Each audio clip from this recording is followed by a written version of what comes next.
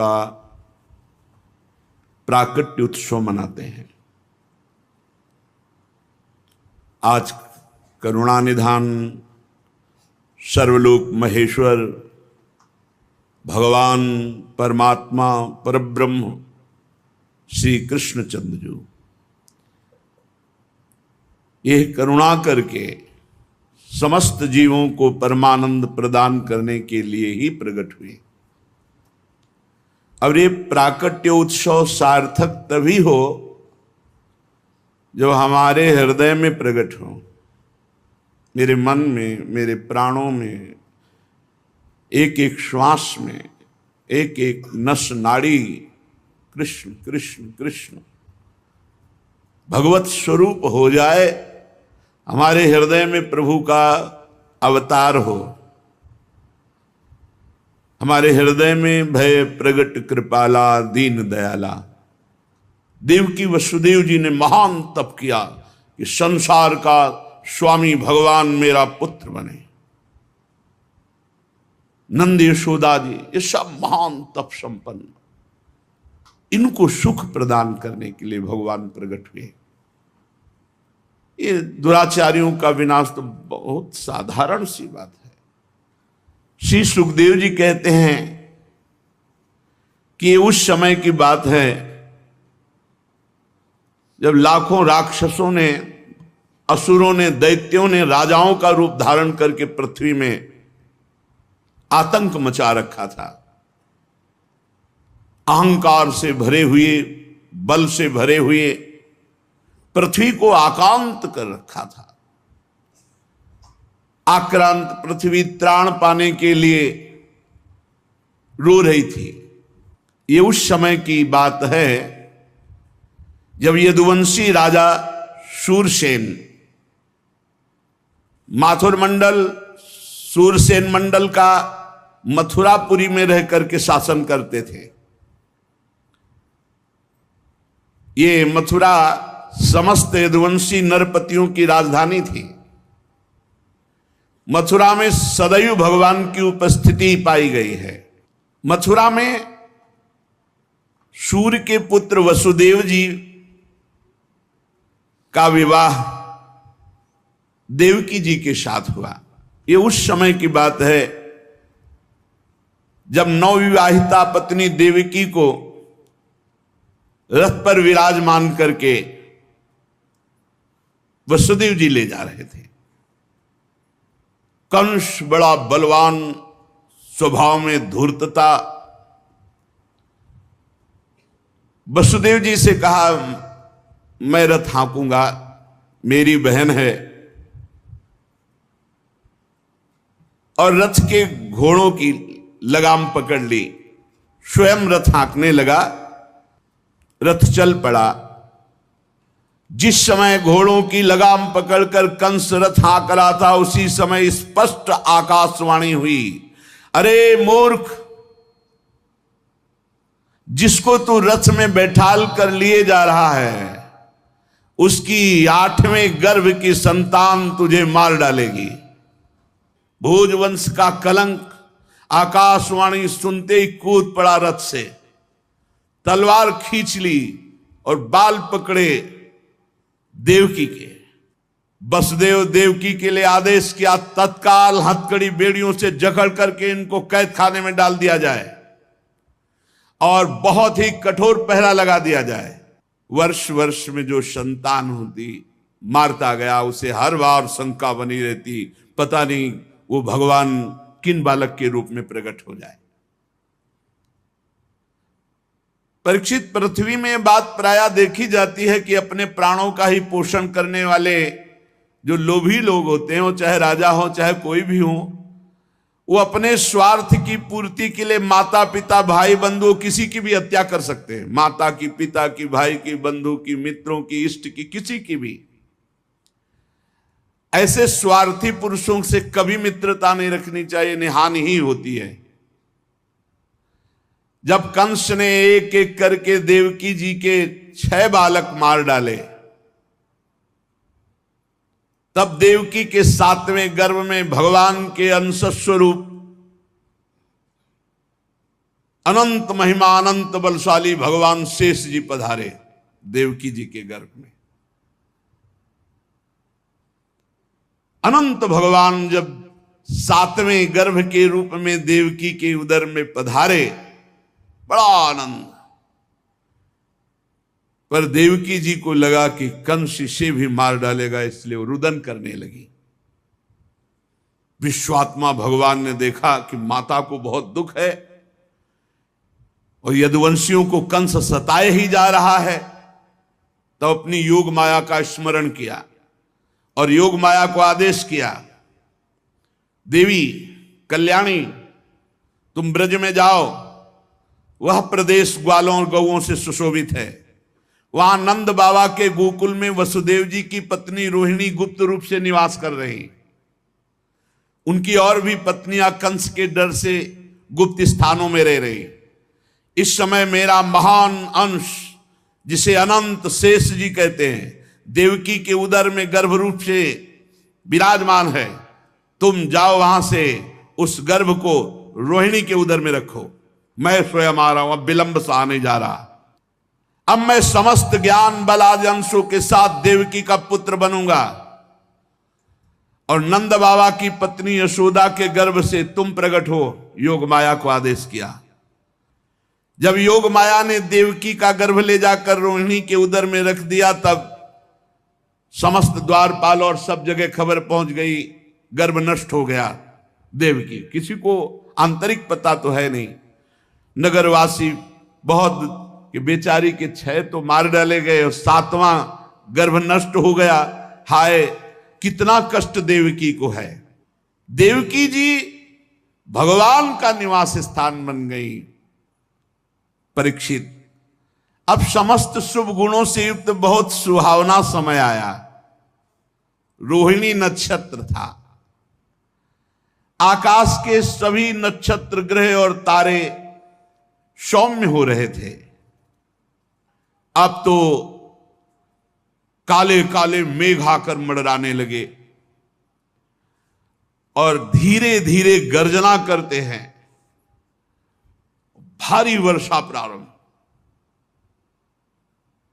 जन्म मृत्यु के चक्र से छुड़ाने वाले जनार्दन भगवान का अवतार समय निशीत रात के 12 बजे। उसी समय सबके हृदय में विराजमान भगवान देवरूपिणी देवकी के सामने प्रकट हुए। श्री भगवान ने कहा, देवी स्वयंभू मनवंतर में जब तुम्हारा पहला जन्म हुआ था, उस समय तुम्हारा नाम था प्रश्नी और ये वसुदेव श्रुतपा नाम के प्रजापति थे। तुम दोनों के हृदय में बड़े ही शुद्ध भाव थे। जब ब्रह्मा जी ने तुम दोनों को संतान उत्पन्न करने की आज्ञा दी, तब तुम लोगों ने इंद्रियों का दमन करके उत्कृष्ट तपस्या की। तुम दोनों ने वर्षा, वायु, घाम, शीत, उष्ण आदि काल के विभिन्न गुणों को सहन किया और प्राणायाम के द्वारा अपने मन के मल को धो डाला। तुम दोनों ने सूखे पत्ते खाकर फिर हवा पीकर केवल तपस्या की। अभीष्ट वर प्राप्त करने की इच्छा से मेरी आराधना की। कितना कठिन तप। मुझ में चित्त लगाकर ऐसा परम दुष्कर घोर तप करते हुए देवताओं के 12,000 वर्ष व्यतीत हो गए। पुण्यमयी देवी, उस समय मैं तुम दोनों पर प्रसन्न हुआ, क्योंकि तुम दोनों तपस्या, श्रद्धा, प्रेममयी भक्ति से अपने हृदय में नित्य निरंतर मेरी भावना की थी। जैसा मैं आज तुम्हारे सामने प्रकट हुआ हूं, ऐसा उस समय भी प्रकट हुआ था और तुमसे कहा वरदान मांगो। तब तुम दोनों ने कहा, आप जैसा पुत्र मुझे चाहिए। तो मेरे जैसा तो सिर्फ मैं ही हूं। तो मेरे जैसा पुत्र, तो मैंने ये वरदान दिया कि मैं ही स्वयं तुम्हारा पुत्र बनकर आऊं। ये छोटी मोटी तपस्या का फल नहीं है, आप देख लीजिए। अगर आप जीवन भर रामकृष्ण हरि भगवान नाम जपते हुए भगवत प्राप्त हो जाते तो कितना सरल है, कितना सरल है। इसीलिए धन्य है ये कलयुग जो कम समय में भगवत प्राप्ति केवल भगवान नाम जप और थोड़ा सा केवल पापाचरण से अपने को बचा लो तो भगवत प्राप्ति हो जाएगी। हे माता जी, मैंने देखा कि संसार में शील, स्वभाव, उदारता, अन्य गुणों में मेरे जैसा कोई नहीं, इसलिए मैं ही तुम्हारा पुत्र हुआ, मैं ही।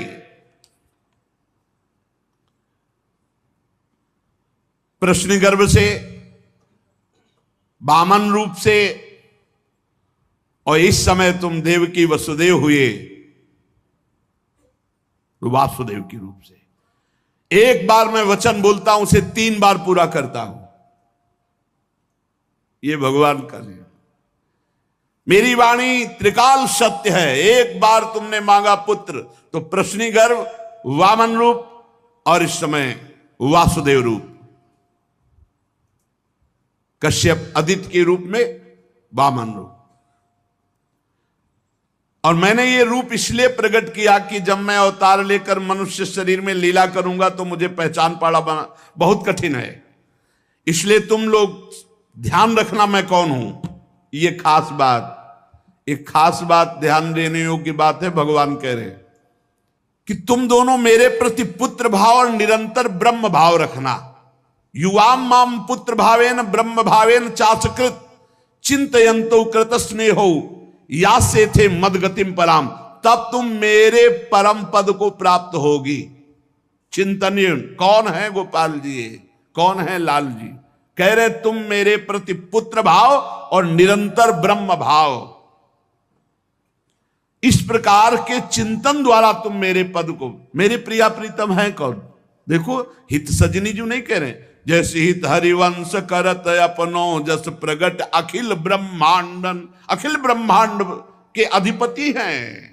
पर ब्रह्म परमात्मा तत्व की उपासना हो रही। हमारा भाव है कि वो हमारे यार हैं, हमारे मित्र हैं, हमारे पति हैं, हमारे पुत्र हैं, हमारे स्वामी हैं, जो भाव रख सके, लेकिन है कौन?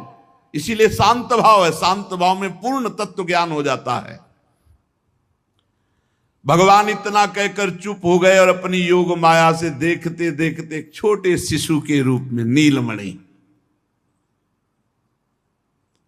वसुदेव जी ने देखा कि भगवान तो बाल रूप हो गया। अब तो और डर लगा, कहीं कंस को पता चल गया और तलवार लिए हुए आवे, कुछ अमंगल करे। बहुत घबरा गए और भगवान ने कहा कि मुझे गोकुल पहुंचाओ, नंद बाबा के यहां सुधा मैया के पार्श्व में सुला के आओ। मुझे तुम्हें डर लग रहा है, मैं मारूंगा इसे, पर अभी मुझे पहुंचाओ वहां।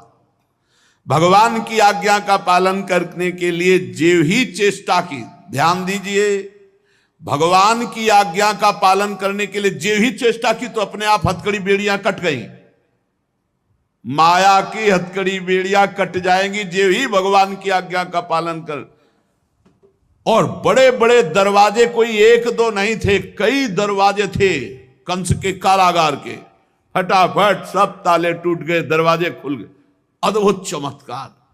और जितने पहरेदार घोर राक्षसी स्वभाव के, जिंदा खा जाए ऐसे पहरेदार थे, सब मूर्छित घोर निद्रा में। अब हथकड़ी बेड़ी कट गई। लाला को लेकर के चले। उस समय घोर बादल छाए हुए, अंधेरा, कुछ दिखाई नहीं दे रहा। कितना कष्ट में जीवन भक्त। अब सोचो, अभी अभी तो प्रकट हुए हैं और अभी अभी त्याग करने जा रहे हैं, अभी अभी त्याग करने। इधर समस्त द्वारपाल सब सोए हुए हैं। वसुदेव जी भगवान को लेकर, वर्षा हो रही, पीछे पीछे गुप्त रूप से शेष भगवान फण धारण किए, मेरे प्रभु को बूंदे ना लगे। जब वो लीला कर रहे, वसुदेव जी को पता नहीं कि पीछे शेष भगवान फण धारण किए। वो तो बस चिंतन में चले जा रहे हैं, कैसे वहां जाएंगे, कोई जान ना जाए कोई। और वहां पहले ही योग माया ने पूरी व्यवस्था करी, पूरा का पूरा परिकर सब बेहोश है नींद में, किसी को सुध नहीं है। केवल यशोदा मैया को प्रारंभ में इतना था, कुछ हुआ और बेहोश हो गए। क्या हुआ ये निर्णय नहीं हुआ। पूर्ववासियों की समस्त इंद्रिय वृत्तियों की चेतना हर ली, सब अचेत हो गए। इतनी मोटी जंजीरें लगी हुई थी, ताले लगे हुए थे, जेल के साथ टूट गए। भगवान श्री कृष्ण को गोद में लिए हुए जैसे जैसे आगे बढ़ते सब दरवाजे अपने आप खुलते चले थे और पहरेदार सब सो रहे। बादल नजदीक आकर मानो बरस रहे हो, ऐसे लटक लटक के बादल। शेष भगवान अपने फणों से जल को रोकते हुए 1000 फण धारे पीछे पीछे चल रहे। यमुना जी ने देखा कि प्रभु पधार रहे तो पहला चरणामृत तो हमारा अधिकार बनता है। अरे जिनके चरणों का ध्यान बड़े बड़े महापुरुष शिव आदि करते हैं, आज वही प्रभु मेरे पास आ रहे हैं। आनंद में भर गई यमुना जी और उफान। यमुना जी ने जब उफान आनंद का लिया तो वसुदेव जी के प्राण बहुत घबरा रहे हैं कि अब क्या करें, लौट सकते नहीं, कोई नौका आदि है नहीं। चलो प्रभु ने आज्ञा करी है तो वही देखेंगे। अब मेरे प्राण चाहे चले जाएं, मेरे लाला को कुछ ऐसे। यमुना जी उफान कर रहे कि चरण छू ले, और वसुदेव जी उल्टा सोच रहे कि यमुना जी बढ़ रही तो लाला को बचाए। देखो ये समर्पण है, मेरे प्राण भले चले जाए, बस आज्ञा का पालन प्रभु को पहुंचाना है और सुरक्षित पहुंचाना है। यमुना जी ऐसे थपेड़ जोर जोर से बढ़ रही। भगवान ने कहा बाबा तो और ऊपर उठाते चले जा रहे, तो यमुना जी और बढ़ती चली जाएंगी। एक श्री चरण बड़ा, ये वसुदेव जी को पता नहीं, जो ही यमुना जी को श्री चरण प्रभु के स्पर्श हुए तो तुरंत नाभिभर हो गई और ऐसे एकदम शांत। वसुदेव जी बाबा के नगर में गोकुल में गए तो डर रहे थे कि कोई देख न ले, लेकिन वहां कोई देखने वाला था, सब सोए हुए थे। उन्होंने अपने पुत्र को, अब वो ऐसे देख रहे थे, और जहां सुलाया तो वहां भी पुत्र था, पार्श्व में योग माया और वही पुत्र। भगवान के इस अवतार में 2 अवतार हुए। एक हुआ चतुर्भुज नारायण भगवान का अवतार जो वसुदेव देवकी के सामने, और एक हुआ पीछे आपने सुना है नंद बाबा और यशोदा मैया बहुत ऐश्वर्य समृद्धि सब रिद्धियां सिद्धियां अठखेलियां कर रही। ब्रज तो यहां रिद्धियां सिद्धियां अठखेलियां कर रही, कौन पूछता है। अवस्था ढल गई थी नंद बाबा की, चौथापन था, और ब्रजवासी बाबा की इस दशा को देख के सह नहीं पा रहे थे। बाबा खिन्न रहते थे। उपनंद आदि वृद्ध गोपों ने परामर्श करके पुत्रेष्टि यज्ञ का आयोजन किया। सबने यज्ञ पुरुष गोपराज नंद को पुत्र प्रदान करने की प्रार्थना की भगवान से। पुत्रेष्टि यज्ञ हुआ। जैसे महाराज दशरथ जी की अवस्था ढल चुकी थी तो श्रृंगी ऋषि ने पुत्रेष्टि यज्ञ कराया, उससे खीर, फिर भगवान 4 रूपों में प्रकट हुए, राम लक्ष्मण भरत शत्रुघ्न। पुत्रेष्टि यज्ञ का अनुष्ठान हुआ नंद बाबा के यहां। अब उच्च कोटि के ब्रह्म ऋषि वेद ध्वनि आकाश में मुखरित हो रही थी। गोपराज श्री नंद बाबा अंतापुर में यशोदा मैया के पास बैठे हुए कहा, यशोदा रानी इस बार पूरे ब्रजवासियों का आशीर्वाद है, सब ब्रह्म ऋषि हैं। कई बार हो चुकी, इसका मतलब पुत्र के लिए कई बार उपाय किए जा चुके थे। इस बार फलस्वरूप में मेरे पुत्र होगा।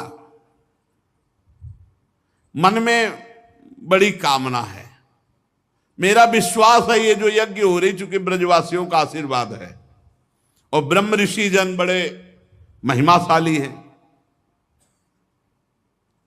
पर मेरे मन में एक उदासी छा जाती कि कर्म से ऐसा पुत्र नहीं होगा जैसा मैंने एक स्वप्न देखा है। ये कर्म जनित तो नहीं हो सकता। यज्ञादि कर्मों के सभी फल चंचल हैं और मैंने जो पुत्र देखा है वो अचल है, अविनाशी है। बड़ी आशा, पर लगता है मेरी दुराशा है क्या। वो कर्म फल से तो नहीं प्राप्त हो सकता जैसे मैंने देखा है। मैंने एक स्वप्न देखा जो आज तक तुमसे नहीं बताया, यशोदा रानी से कहा। भगवान नारायण भी उतने सुंदर नहीं जैसा वो बालक सुंदर मुझे स्वप्न में दिखाई दिया। मुझे ऐसा लगता है कि त्रिभुवन में कोई है नहीं सुंदर। एक बार जिसके हृदय में वो प्रकट हुआ उसको कोई आकर्षित कर सके ऐसा त्रिभुवन में नहीं। ब्रजराज की बात सुनकर यशोदा रानी ने कहा, सच्ची तुमने स्वप्न में देखा है? बोले हाँ। बोले मैंने तो बताया नहीं, मैंने भी स्वप्न में देखा है। क्या? बोले मैं नित्य सहधर्मिणी हूं, तुम्हारी सुख दुख की नित्य संगिनी हूं, मैं तुमसे क्या छिपाऊं। जैसे बालक की बात कर रहे हो ना, हमने तो इसलिए नहीं बताया कि आप कहोगे कि तुम्हारा पागलपन है।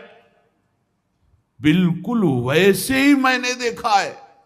श्यामश्चंचल चारु दीर्घ नयनो बालस्तवांक स्थले दुग्धोद्गारि पयोधरे स्फुटमसौ क्रीडन मया लोक्यते स्वप्नस्तत्किमुजागरः किमथ वेत्ते तन्न निश्चीयते सत्यम ब्रूहि सधर्मिणी स्फुरति किम सोयम तवाप्यंतरे। बाबा ने कहा मैंने भी देखा। दिव्याति दिव्य नीलमणि सदस्य श्याम सुंदर वर्ण एक बालक तुम्हारे गोद में दुग्ध पान कर रहा है, जो चंचल नेत्र मनोहर विशाल भाल तुम्हारी गोद में स्थित देखा, वो तुम्हारा पयोधर पान कर रहा है। कैसे बताऊं, अब तो मेरी ये दशा है कि सोता हूं या जागता हूं मुझे कुछ पता नहीं चलता। हर समय बालक लगता है मेरी गोद में चढ़ रहा है, मेरी दाढ़ी खींच रहा है। कभी मैं देखता हूं तुम्हारी गोद में दुग्ध पान कर रहा है।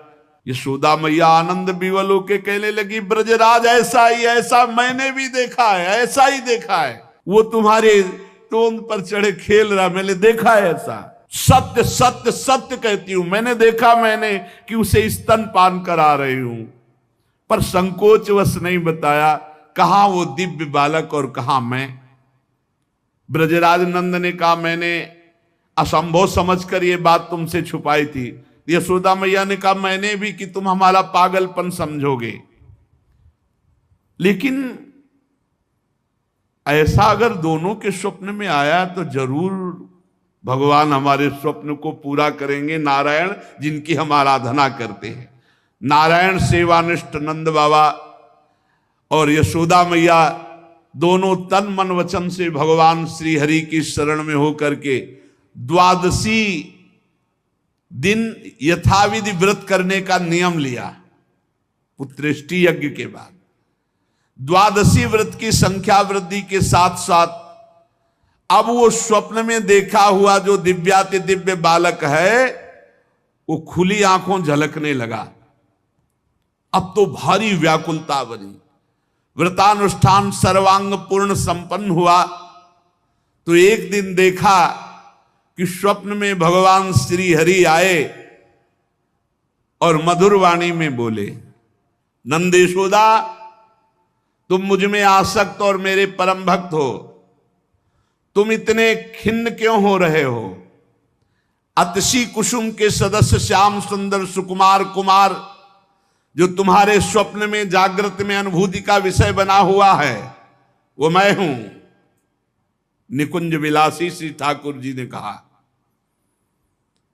जगत में वात्सल्य प्रेम का प्रचार करने के लिए मेरी प्रेरणा से द्रोण और धरा के रूप में तुम स्वर्ग से आविर्भूत हुए हो। कल्पों तपस्या की है मेरी प्राप्ति के लिए, जो ब्रह्मादि के लिए अलभ्य है।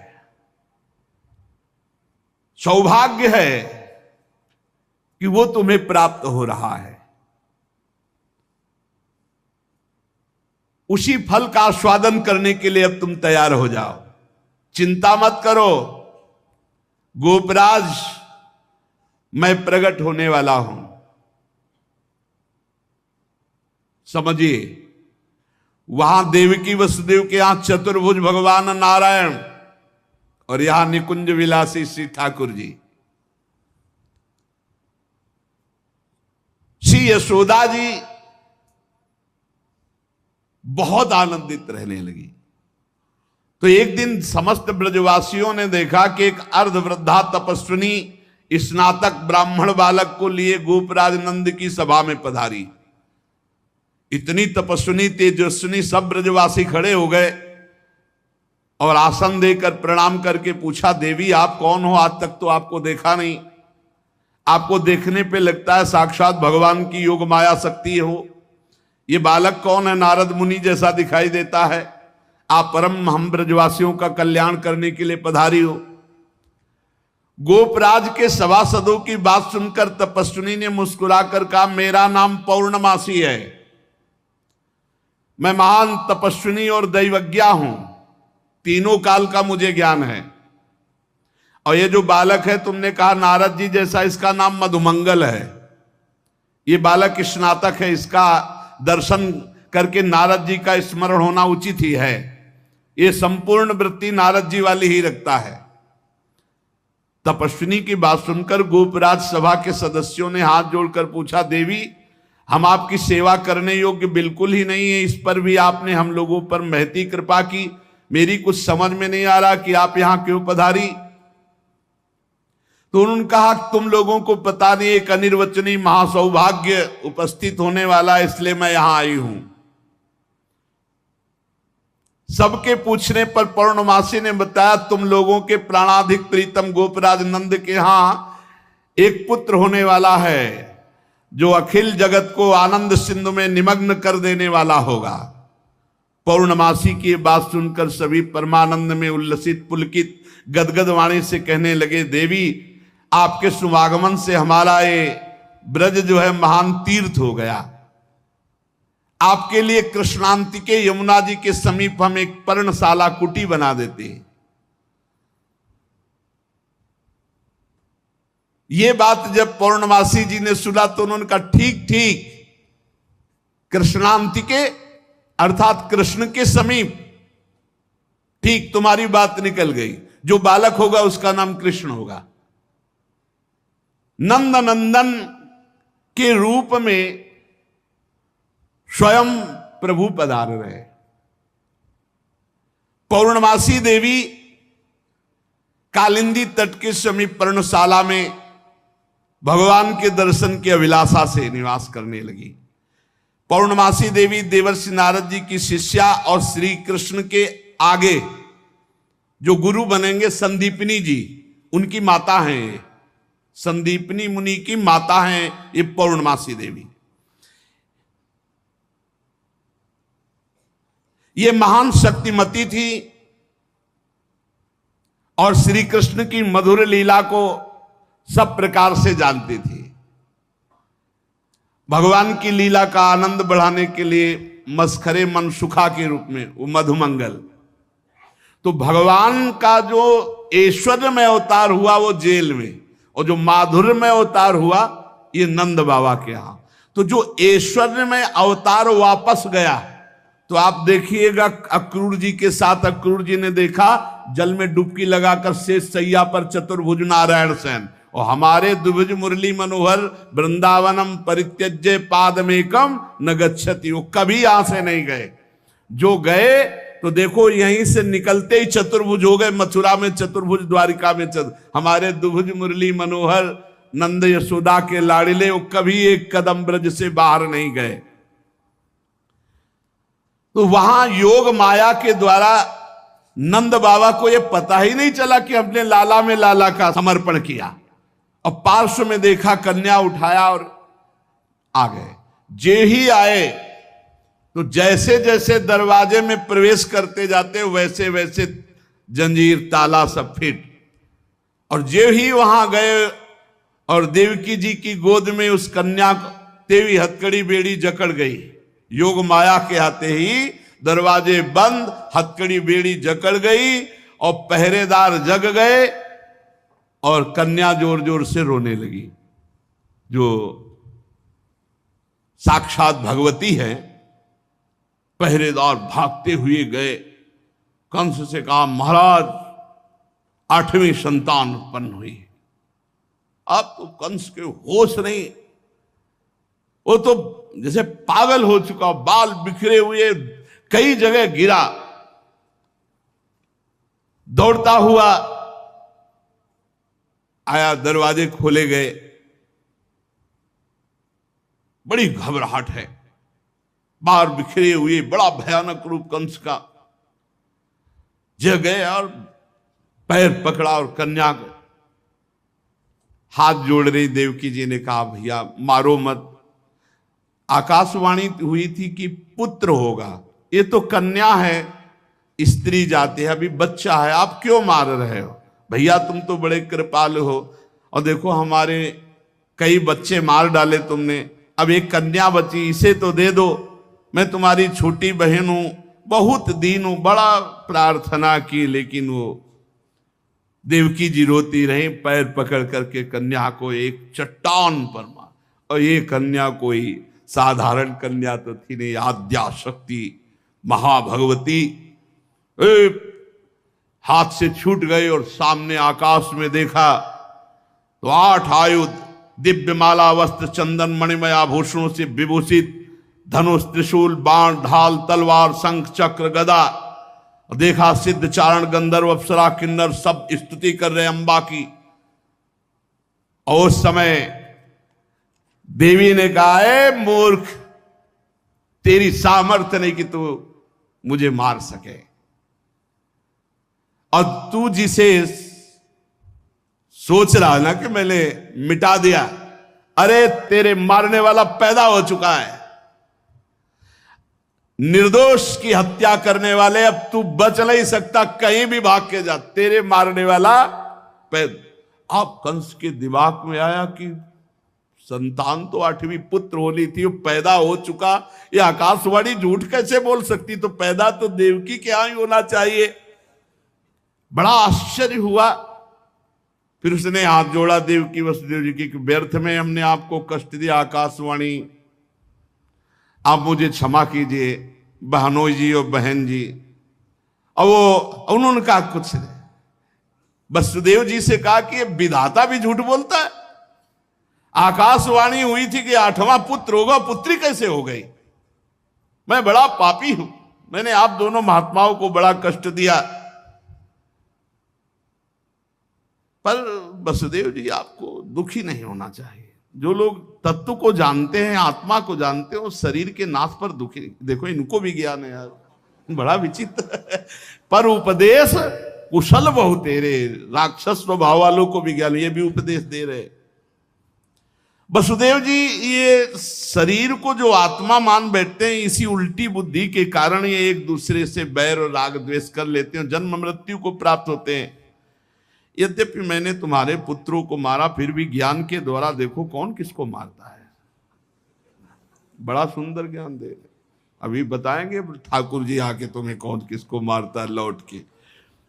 ये जो अपने स्वरूप को भूले हुए हैं लोग, इसीलिए मैं मरने वाला हूं, मैं मारता हूं, ऐसा मैं दुख भोग रहा हूं, ये मेरे को दुख देने वाले घोर अज्ञान की बात। कोई किसी को मारता नहीं, कोई किसी को दुख नहीं, जीव अविनाशी है, शरीराभिमान के कारण ऐसा। फिर भी मैं क्षमा चाहता हूं आपसे। वसुदेव जी के चरण प्रकार देवकी जी ने कहा, भैया भैया बस पैर छूने की जरूरत नहीं है, आप खुशी रहो। यह आपने बताया नहीं कि अज्ञान के कारण ही, शरीराभिमान के कारण ऐसा होता है, अपने और पराये का भेद। बस बस आपका इसमें कोई दोष नहीं है। जब वसुदेव और देवकी जी ने इस प्रकार, तो कंस वहां से अनुमति लेके चला गया और बुलाया पूरे परिकर को।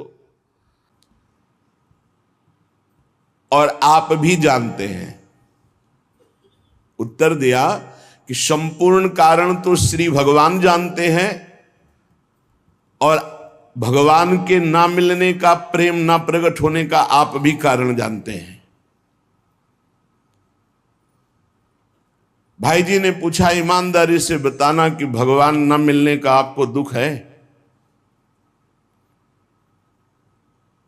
भगवान के प्रेम की प्राप्ति या भगवत साक्षात्कार ना होने पर 20 साल हो गए, आपको दुख हुआ इस बात का?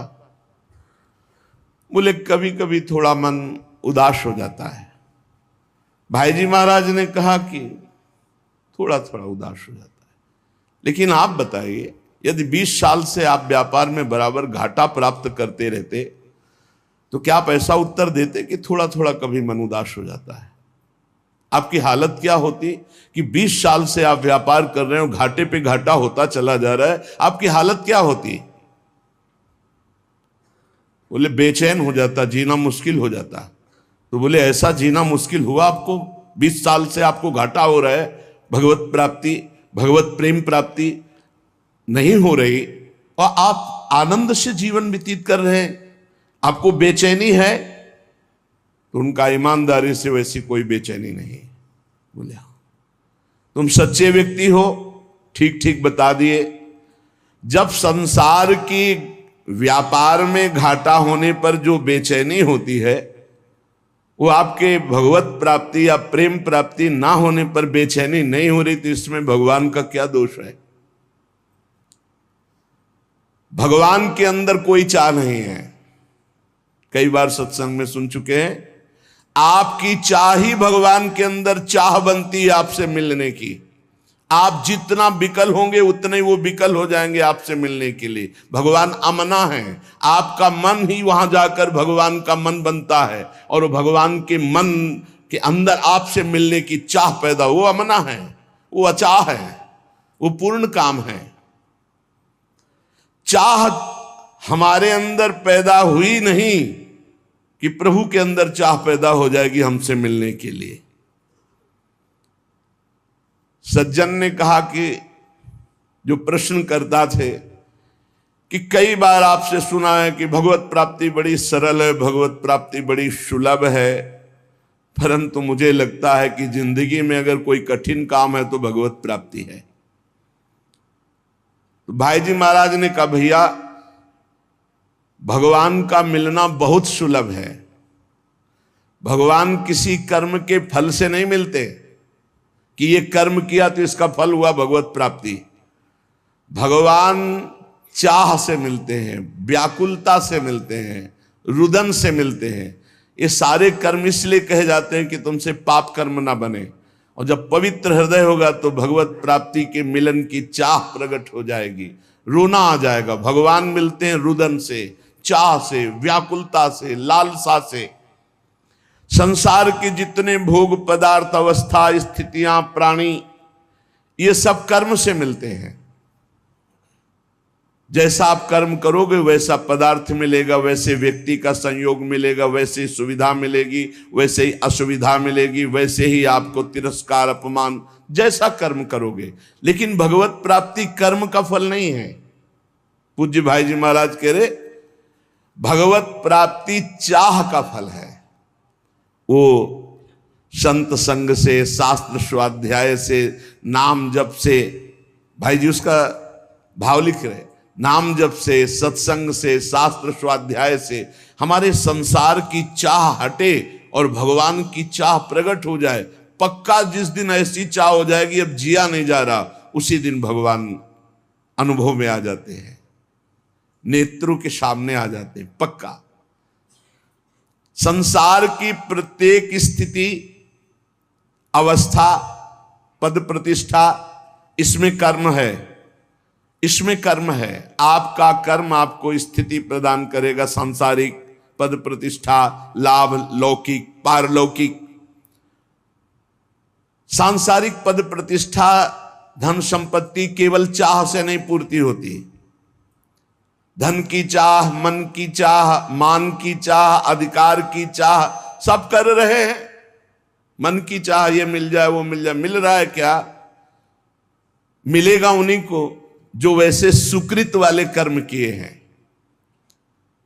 रात दिन सब चाह में ही फंसे हुए हैं, परंतु सबकी चाह नहीं पूर्ति होती।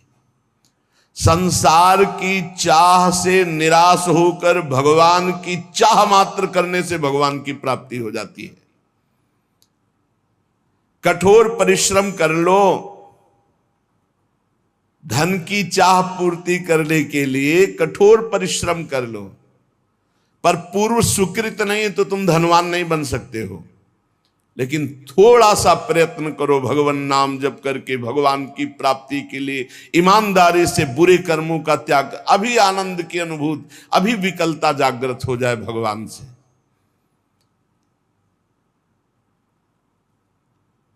आपने जितनी धन की चाह की, कभी भगवान की ऐसी चाह की?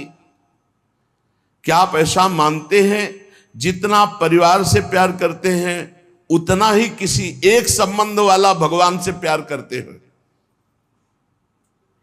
भगवान से एक संबंध वाला, जैसे माता से, जैसे पिता से, वैसे गाढ़ प्रेम, जैसे धन की चाह, जैसे प्रियजनों का संबंध, इतना भगवान से मानते हैं। तो उनका सत्य तो यह है कि ऐसा नहीं है। तो कैसे मिल जाए भगवान तुम्हें? भगवान कि मिलने के लिए, चाहे वो चांडाल हो, चाहे स्त्री हो, चाहे पुरुष हो, विद्वान हो, मूर्ख हो, भगवान ये नहीं देखते कि ये कौन है। बहुत सुंदर बात है। और भगवान ये नहीं देखते कि आज के पीछे इसका इतिहास कैसा रहा है, घोर पापी, निकृष्ट स्वभाव वाला या बड़ा पुण्यात्मा संयमी, ये भगवान नहीं देखते। ये पापी रहा है या पुण्यात्मा, ये स्त्री है या पुरुष उत्तम है या चांडाल, ये विद्वान है या मूर्ख, ये वंदनीय है या निंदनीय, हमारे भगवान ये एक भी बात नहीं देखते। भगवान देखते हैं अपने से अपनापन। कितना आपका संबंध है भगवान से, आप भगवान को कितना प्यार करते हैं, क्या मानते हैं अपना, कितनी चाह है भगवान के प्रति। अगर चाह नहीं, संबंध नहीं, तो फिर कैसे आपको भगवान मिल जाए?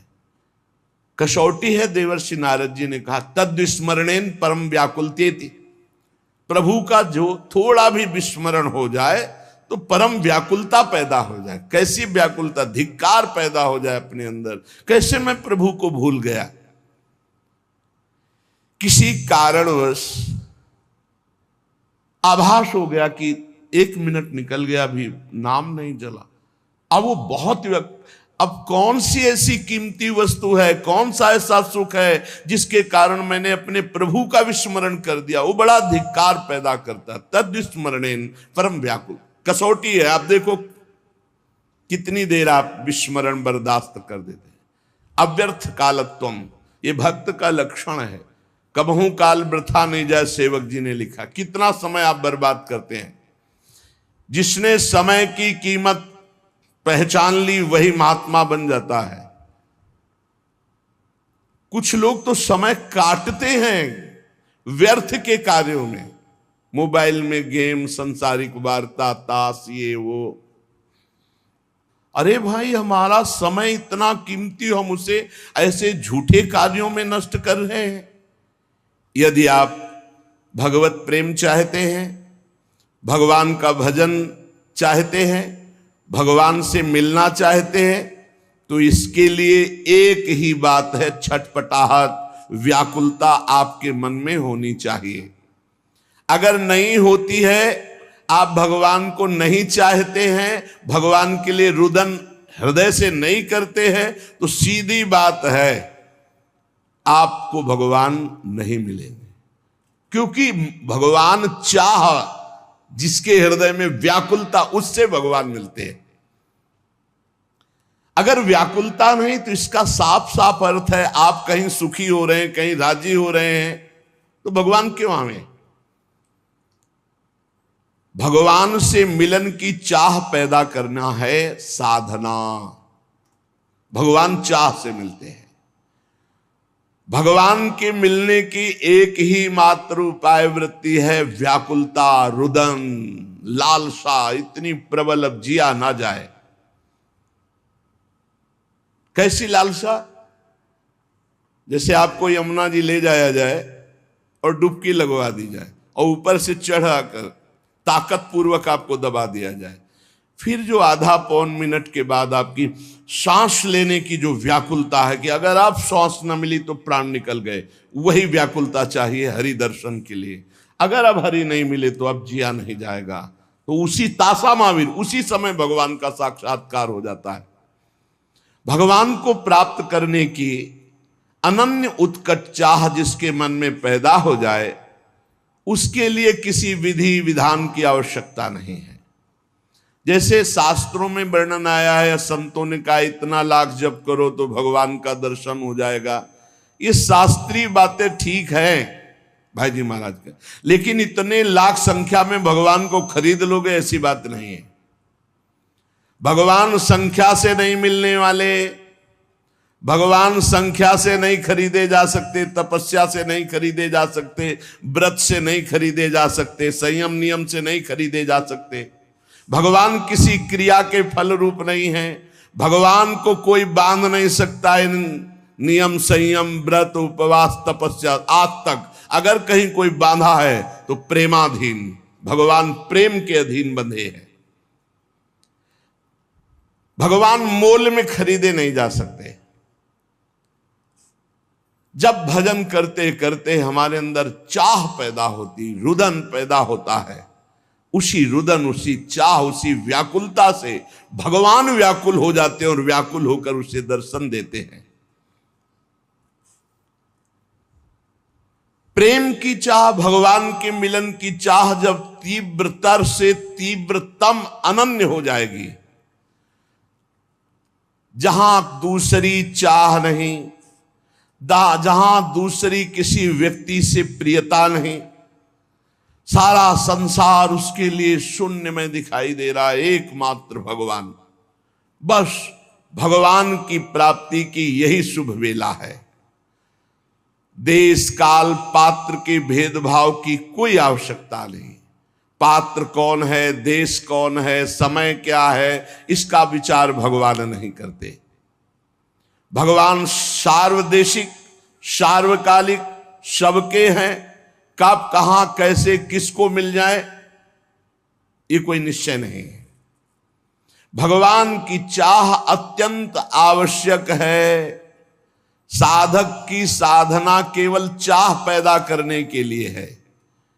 जितने भी जप हैं, स्वाध्याय है, सेवा है, तपस्या है, काम क्रोध आदि लोभ आदि पर विजय प्राप्त करना तप है, इन सब का फल है अपने इष्ट देव के लिए एकांत में रुदन प्रारंभ हो जाना।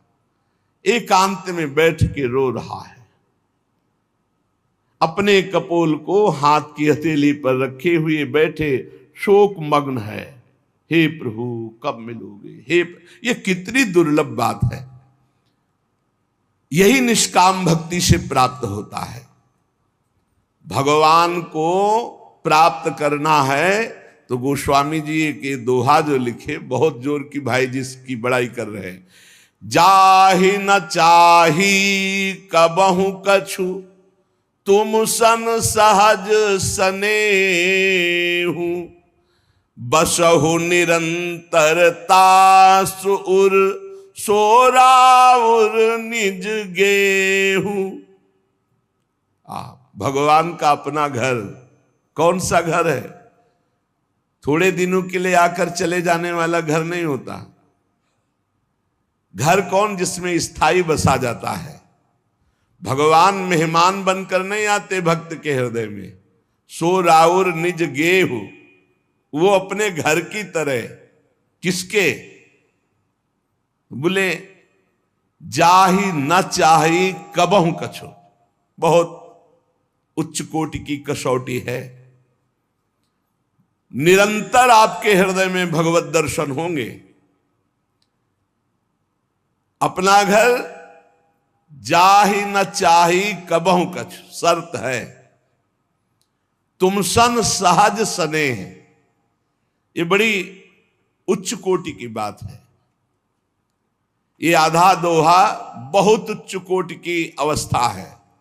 जाहि न चाही कबहु कछु और तुम सन सहज स्नेह, बस इतनी बात पूरी साधनाओं की है, जितने भी मार्ग हैं। ये आधा दोहा जीवन में उतर जाए तो आगे की बात गारंटी, भगवान कभी एक मिनट आपके हृदय से नहीं जाएंगे। जाहि न चाही कबहु कछु, बहुत बड़ी बात। कबहु कछु जाहि न चाही, कबहु कछु, कभी भी कुछ भी जिसे नहीं चाहिए और आपसे सहज प्रेम है। सहज प्रेम, कोई हेतु नहीं, हमारा मोक्ष हो जाए, हमारा कल्याण हो, कुछ चाह नहीं। जाहि न चाही कबहु कछु, कोई चाह नहीं, बस मेरे प्रीतम। दूसरी इच्छाओं का सर्वथा नाश हो गया। एकमात्र केवल इच्छा भगवान में जाकर समर्पित हो गई। कर्म की, किसी भाव की, किसी भी दिव्यता की अब आवश्यकता नहीं रही।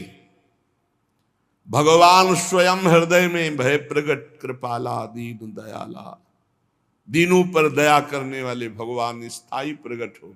सच्ची माने, सच्ची माने। गलभैया दी हुई युगल सरकार नेत्र में, हृदय में, रोम रोम में, जिधर दृष्टि डाले जड़ चैतन्य में सर्वत्र दिखने लगते हैं। शर्त है जाहि न चाहे कबहु कछु। अब इस कसौटी पे कसो। और सहज स्नेह, जैसे अपनी मां से सहज स्नेह होता है, कोई लगाव जोर, कोई कामना नहीं, मेरी मां है। ऐसे मेरे प्रभु, वो मेरी मां कैसी है ये प्रश्न नहीं होता कि ऐसे ऐसे लक्षण वाली हो तो मां, मां तो मां है। ऐसे सहज प्रेम अपने प्रभु से। भगवान के मिलन की चाह तभी प्रकट होगी जब जाहि न चाहे कबहु। ये बहुत जोर की बात है, बड़ी विलक्षण बात है। जो किसी भी बात की परवाह नहीं करता, कोई चाह नहीं रह गई, किसी से कोई संबंध नहीं, सहज स्नेह इष्ट देव से, और इष्ट देव से भी कोई चाह नहीं। अब मिलन की अपेक्षा थोड़ी रह जाएगी, वो यही हृदय में ही प्रकाशित हो गए। व्याकुलता, चाह तो केवल प्रभु की, अन्य सब चाह खत्म। हम यही परेशान हैं, पूरा जीवन हुआ जा रहा है अपने सबका कि चाह बटोर कर केवल प्रभु की चाह नहीं रह गई, बहुत सी चाहें हैं। ये चाह जब तक है तब तक साधना ही अधूरी है, छेद है। जैसे हम रात दिन दूध दूहे चलनी में, तो हमको एक चुल्लू पीने को नहीं मिलेगा। चलनी में गैया दुहे और दोष दयु को दे, हरिगुरु कहो न माने अपनो ही फल ले। हरि गुरु कह रहे हैं कि अन्य चाह चलनी में गाय दुहना है, अन्य चाह बनी रही तो भगवत साक्षात्कार की चाह नहीं आएगी। इसलिए अन्य चाह को मिटाना ही साधना है। साध माने चाह, ना माने नहीं, कोई चाह ही नहीं, कोई साध ही। बोले भगवान ने हमारी साध पूरी कर दी, साध माने चाह, साधना, चाहना, यही साधना है। चाह ना रह जाए। आशा ही परमम दुखम नैरास्यम परमम सुखम। आशा केवल आशास्य दास्यम वृषभानुजायास। कई बार सत्संग में सुनाया, देखो चाह से केवल भगवत प्राप्ति। यही मथुरा के ब्राह्मण यज्ञ कर रहे, बड़े याज्ञिक विद्वान, गायत्री अनुष्ठान करने वाले, बड़े धर्मात्मा, शास्त्रीय पद्धति से चलने वाले, तो क्या भगवान से मिल जाएंगे क्या? इन सबसे भगवान नहीं मिलते। व्रतांसि यज्ञ छंदांसि तीर्था नियमा यमा। अगर सत्संग मिल गया भगवत प्रेमी का तो भगवान मिल जाएंगे। यथा वरुंदेत सत्संगा सर्वसंगो पहोई माम। मथुरा से पुष्प चयन करके मालिनी जाती वृंदावन से मथुरा, और वहां ब्राह्मण पत्नियों को देती और बताती, आज नंद के लाला ने ऐसी पोशाक धारण की थी, आज ऐसे सुंदर रूप से, आज ये लीला की, रोज नवीन नवीन शोभा, नवीन नवीन लीला। उनके हृदय में सुन सुन के चाह पैदा हो गई। ये बड़ी जोर की, कोई साधना नहीं थी, सब साधना ब्राह्मणों में थी। देखो, सुन सुन के चाह पैदा हो गई। इसीलिए भगवान कहते, जैसा मैं सत्संग से वैसा मैं किसी अन्य साधन से नहीं। सत्संग से मैं बहुत जल्दी पकड़ में आ जाता हूं, क्योंकि चाह पैदा हो जाती है, सुनने मात्र से चाह। अब उनके हृदय में एक पीड़ा पैदा हुई, मैं कब देखूं, मैं कब नंदनंदन को देखूं। ये ब्राह्मण लोग ऐसे नियमनिष्ठ है कि इनको यज्ञ से फुर्सत नहीं है, और अगर हम कहें भी तो शायद इनका भाव ना बने, हम उत्तम कुल के ब्रह्म ऋषि, हम भाई वहां कैसे जाएं, वो कैसे दर्शन, क्योंकि वो जानती थी स्वभाव। अब बड़ा विचित्र अंदर पीड़ा पैदा हुई कि मुझे श्याम सुंदर के दर्शन करने हैं, और हमारे श्याम सुंदर कृपा करके दर्शन दे तो हो सकते, अन्यथा कोई उपाय नहीं, क्योंकि हम पातिव्रत धर्म धारण किए हुए अपने पति के विरुद्ध नहीं चल सकती, और पति कभी हमको लेकर के वृंदावन जा करके, नंदगांव जाकर लालजू के दर्शन नहीं करा सकते। अब अंदर से व्याकुलता हुई रोज सुनने के कारण, हे नाथ आप ही कोई विधान बनाओ और दर्शन दो। तो किसी किसी दिन प्रातः काल बिना छाक लिए, बिना भोजन लिए सखाओं के साथ चल देते और दिशा बता जाते कि आज इधर गौवें चराएंगे, तो घर वाले उधर छाक पहुंचा देते। आज ना दिशा बताई और ना छाक ली, मथुरा की तरफ गौवें चराते हुए चले गए। सखाओं ने देखा समय हो गया उनका, कन्हैया आज तो भूल हो गई, हमने घर वालों को बताया नहीं कि आज किस दिशा में जाएंगे, और छाक भी नहीं लाए, बहुत भूख लगी, अब क्या होगा, शाम के गौवें वापस घर ले चलना है। और इतनी भूख लगी कि असह्य हो गई, क्योंकि भगवान आज कृपा करना चाहते हैं मथुरा के ब्राह्मणों की पत्नियों पर। भगवान ने कहा, सुनो, हमने सुना है पास में ही ब्राह्मण ब्रह्म ऋषि जन यज्ञ कर रहे हैं मथुरा के, यज्ञ भोक्ता भगवान श्री हरि को प्रसन्न करने के लिए, जाओ तुम मांगो जा करके उनसे। बोले प्रभु हमको वो देंगे? बोले कह देना कृष्ण बलराम आए हुए, उनको भूख लगी, थोड़ा सा अन्न दे दो, जाके तो देखो, साष्टांग प्रणाम करना, हाथ जोड़ के करना, ऐसी बात। वो गए, साष्टांग दंडवत की, महाराज श्री कृष्ण बलराम पधारे हुए हैं आज इधर, उनको भूख लगी, आप थोड़ा सा भोजन दे दो। वैदिक सिद्धांतों का पालन करने वालों ने जब देखा ये तो गौवें चराने वाले, ये यज्ञ भाग के अधिकारी थोड़ी कि इनको भोजन, बात ही नहीं की। बोले प्रभु कहाँ भेजा ऐसे निर्दयी हृदय वालों को कि वो एक बार हमसे बात भी नहीं किए, देखा भी नहीं।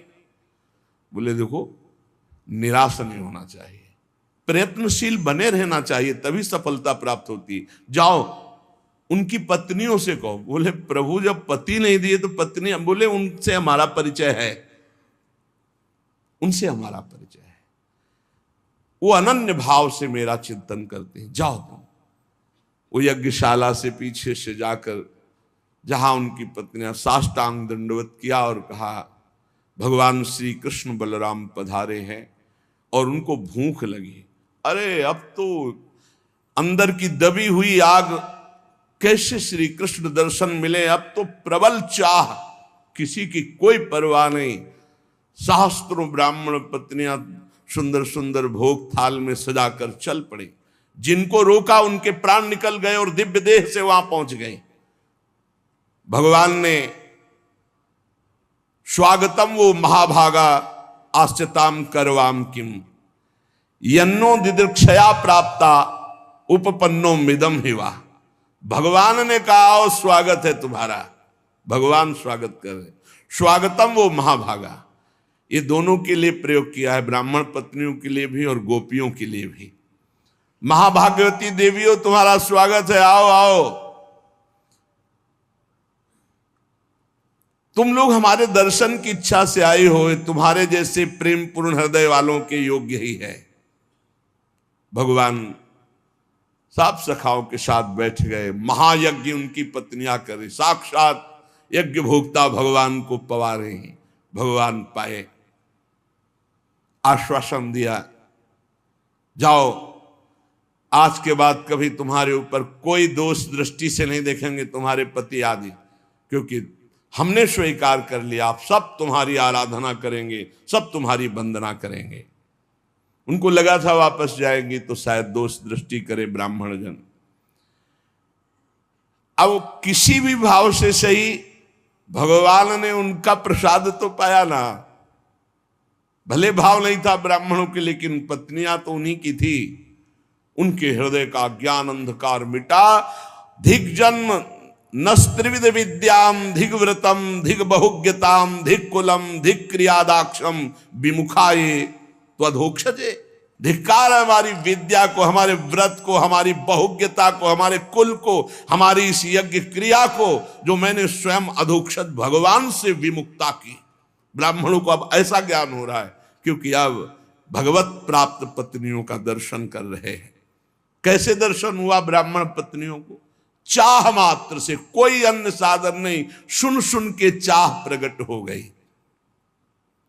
भगवान को पाने की इच्छा, इस प्रकार की इच्छा की उसमें कोई समझौता नहीं है।